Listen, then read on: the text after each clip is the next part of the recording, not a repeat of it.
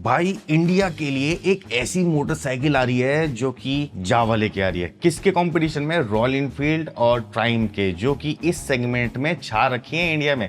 लेकिन क्या ये जावा मोटरसाइकिल इंडिया के लिए बनी है, या फिर ये जो आप बाइक अभी सामने देख रहे हो ये बाइक एक्चुअल में इंडिया में आएगी? तो चलो इसके लिए बात कर लेते हैं। ये है जावा ने अभी अभी अनवील की है एक कॉन्सेप्ट के तौर पे 730, और ये एक नियो रेट्रो मॉडर्न टाइप बोल लो इसको, और इसको ऐसा बोल सकते हैं कि कैफे रेसर कैटेगरी का निकाल के लेके आया। बट इस बाइक को अगर ध्यान से देखोगे तो ना तो ये कैफे रेसर लग रही है ना ये रेट्रो लग रही है। बट हाँ ये है कि जो इसका हेडलैम्प है ना उसी को थोड़ा सा गोल करके आगे से ऐसे करके निकाल दिया है, जिसकी वजह से जो जावा मोटरसाइकिल वाली फील है वो इसके अंदर आ रही है। यार डिजाइन के पॉइंट ऑफ व्यू से देखो ट्यूबलर फ्रेम इसके अंदर मिलेगा, बट हाँ ये वो ब्लैक कर दिया गया है। उसको ब्लैक नहीं करना चाहिए था, उसको कंट्रास्ट में रखना चाहिए था तो ज्यादा अच्छा लगता। क्या पता इसको रेड या व्हाइट कर देते तो ज्यादा मजा आता। लेकिन इसके जो फ्रंट सस्पेंशन है वो अगर देखोगे तो अपसाइड डाउन है, उसके ऊपर एक कवरिंग भी लगा रखी है, स्पेशल मेड एक कवरिंग है। लेकिन front tyre dual disc brake 730 twin यानी कि पैरेलल ट्विन है ये इंजन, जो कि पावर भी ज़्यादा प्रोड्यूस नहीं करता, अभी बताने वाला हूँ। लेकिन उसके अंदर भी इतनी सारी चीज़ें डाल देना इट मीन्स कि पैसे बढ़ा देना। और ये बाइक आएगी थोड़ी सी महंगी, लेकिन जिसके गैराज में ये बाइक खड़ी होगी ना उसके भाई लोग देखने आएंगे, क्योंकि बाइक बनाई है इन्होंने थोड़े different kind of design sense के साथ। अब बात करें सच्चाई की कि ये बाइक बनाई किसने? चेक रिपब्लिक की एक कंपनी है जो कि जावा मोटो जिसके साथ में काम करता है, और वो मोटो 2 के लिए मोटरसाइकिल के इंजन्स बनाती है। वहाँ पर काफ़ी सक्सेस रही है। वही इंजन जो है 730 उन्हीं से ही बनवाया इन्होंने पैरेलल ट्विन इंडिया कॉन्फ़िगरेशन के लिए। लेकिन पैरेलल ट्विन क्यों बनवाया? अरे इनलाइन ट्विन करते हैं, हो सकता था कि साउंड में इंप्रूवमेंट आ जाती। चाइनीज़ कंपनी से देखो, जो चाइनीज़ कंपनीज हैं इंडिया के अंदर आ रही हैं वो अपनी छोटी छोटी बाइक्स में भी इतने अच्छे अच्छे साउंड लेके आती है। मोटरसाइकिल चलाने का मज़ा ना दुकाटी वालों से पूछो और हायाबुसा वालों से पूछो और उन लोगों से पूछो जिनके पास सुपर बाइक्स है ही नहीं।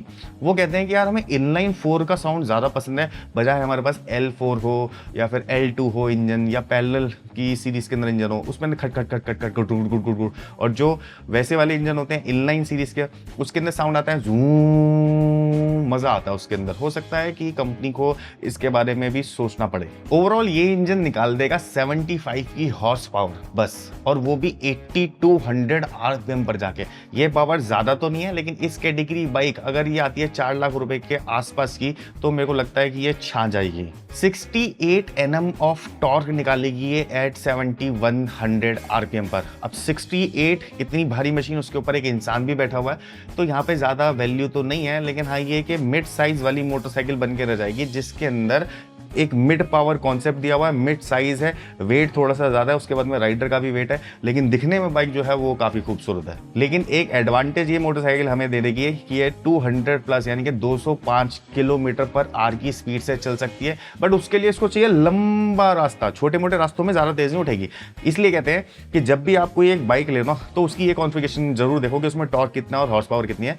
हॉर्स पावर काम आएगी जब आप किसी हाईवे पे बाइक चला रहे होगे, लेकिन टॉर्क काम आएगा जब आप सिटी राइड कर रहे होगे। लेकिन इन्होंने ना कंपोनेंट बहुत अच्छे यूज कर रखे हैं। KYB की अपसाइड डाउन एडजस्टेबल सस्पेंशन मिलेगी फ्रंट में, रेयर में मोनोशॉक मिलेगा, एडजस्टेबल है मैनुअली। ट्विन ब्रिम्बो फ्रंट ब्रेकिंग है, तो अगर बाइक में जान है भागेगी तो भाई उसको ब्रेकिंग भी करनी है ना, तो वहां पे ब्रेकिंग अच्छे से हो पाएगी। इसमें दोनों ही रिम साइज है 17 इंचेस के। लेकिन सबसे बड़ा एक एडवांटेज बता देता हूँ, 120 mm का इसका फ्रंट टायर है जो कि काफी मोटा दिखेगा, और 180 mm का 180 सेगमेंट का टायर लगा रखा है प्रोफाइल का पीछे, जो कि एक सुपर बाइक जैसी फीलिंग तो इसको जरूर दे देगा। पीछे से जो भी देखेगा वो बोलेगा नहीं कि ये कोई जावा की मोटरसाइकिल है। जिन लोगों को ये लगता है कि इसका वेट कितना होने वाला है, तो भाई साहब ये चली जाएगी 213 किलोग्राम तक, बिकॉज इसमें 16 लीटर का एक मैसिव पेट्रोल टैंक आएगा। बाकी फीचर्स में क्या है कि एक TFT स्क्रीन लगा रखी है जिसके अंदर आपको ड्राइविंग मोड्स मिल जाएंगे, नेविगेशन मिल जाएगी, फोन को कनेक्ट कर सकते हो। वही KTM वाला ही कंसोल टाइप्स लग जाएगा जैसे कि 390 में हमने देखा हुआ है। ओवरऑल इसकी लाइट्स की बात करूं तो सारी LED आजकल दे रहे हैं, हेलोजन तो कोई देगा नहीं। और हाँ, जहाँ पे स्मार्टफोन कनेक्टिविटी नहीं है वहाँ पे सारी चीजें फ्लॉप हो जाती है, बिकॉज आज की डेट में हर किसी को चाहिए